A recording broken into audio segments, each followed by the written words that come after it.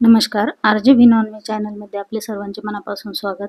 तर आज बनवणार आहोत आपण कुकीज, बिस्किट किंवा नानखटाई असे 2-3 नावं आहेत त्याला. तर त्यासाठी मी इथे घेतले पाऊण वाटी साजूक तूप आणि 1 वाटी साखर. हे सगळं ना छान असं मस्त फ्लफी होईपर्यंत आपल्याला फेटून घ्यायचं आहे. हे बघा, अशा प्रकारे हे तयार झालं पाहिजे. आणि त्यानंतर त्यात टाकणार आहोत 1 वाटी मैदा आणि त्याच वाटीने अर्धी वाटी बेसन पीठ आणि अर्धी वाटीपेक्षाही अर्ध रवा टाकायचा आहे. 1 चिमूटभर मीठ आणि अर्धा चमचा बेकिंग पावडर आणि पाव चमचा बेकिंग सोडा आणि याला सगळं चमच्याने असं व्यवस्थित आपल्याला हलक्या हाताने मिक्स करून घ्यायचं आहे. हे जेव्हा सगळं असं मिक्स झालं त्यानंतर हाताच्या सहाय्याने आपण याला व्यवस्थित एकत्र एकजीव करून घेऊ. पीठ मळण्यासारखं आपल्याला हे नाही मळायचं आहे, अगदी हलक्या हाताने आपल्याला फक्त एकत्रित करून घ्यायचं आहे व्यवस्थित. हे बघा, अशा प्रकारे आपण हे सर्व पीठ तयार करून घेऊया.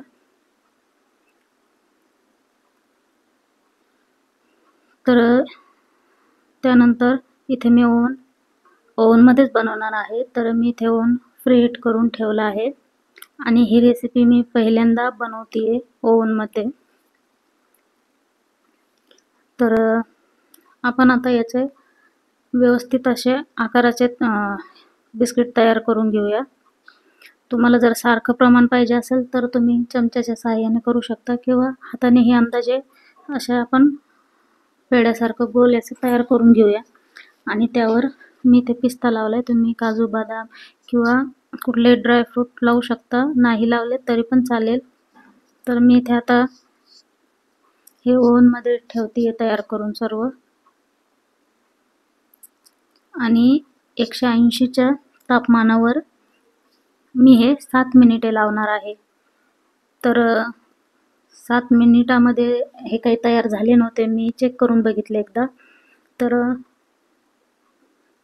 8 मिनिटे मी इथे लावले आणि त्यानंतर परत 7 मिनिटे लावले. असे पूर्ण ही 15 मिनिटामध्ये बिस्किटे तयार झाली होती. यांना 15 मिनिटं वेळ लागतोच. तर हे बघा, मस्त असे बिस्किट तयार झाले होते इथे, क्रिस्पी छान, आणि खायला तर खूपच अप्रतिम लागत होते हे. तर तुम्ही एकदा खरंच नक्की ट्राय करून बघा. आणि हे कढईमध्ये सुद्धा आपल्याला बनवता येऊ शकतात.